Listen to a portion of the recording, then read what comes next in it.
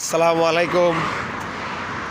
সামনে আসতেছে রমজান মাস। মক্কা শহরে কিন্তু অনেক লাইটিংয়ের কাজ চলতেছে। রাত বাজে প্রায় 4:30। আজকে আমাদের একজন লোক আমাদের বন্ধু, ওর কাজ হয়ে গেছে জেদ্দা চলে যেতেছে, ওকে গাড়িতে উঠাইতে আসলাম। এসে পরিবেশটা আসলে এত শান্ত, এত ভালো লাগতেছে, কোনো লোকজন নাই, এত লাইটিং, এত ভালো লাগতেছে, মনটা চাইলেও একটা ভিডিও বানাইতাম, তাই একটা ভিডিও বানাইতেছি। আসলে রাতের বেলা মক্কা শহরটা আলাদা একটু সুন্দর লাগে, অনেক বেশি ভালো লাগতেছে। এই যে ঘড়ি টাওয়ার আমার রুমের সামনে থেকেই দেখা যায়, অনেক ভালো লাগতেছে এই মক্কা শহরটা।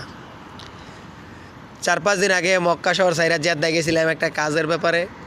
তখন এতটাই কষ্ট লাগছিল যে মক্কা শহর সাইরা যাইতে আসলে আমাদের নবীজির যে চোখের পানি আইছিল এটা আসলে বাস্তব। আমি 7 মাস মক্কা শহর থাইকা যখন জেদ্দা যাইতেছিলাম আমার অনেক কষ্ট লাগছে যাইতে।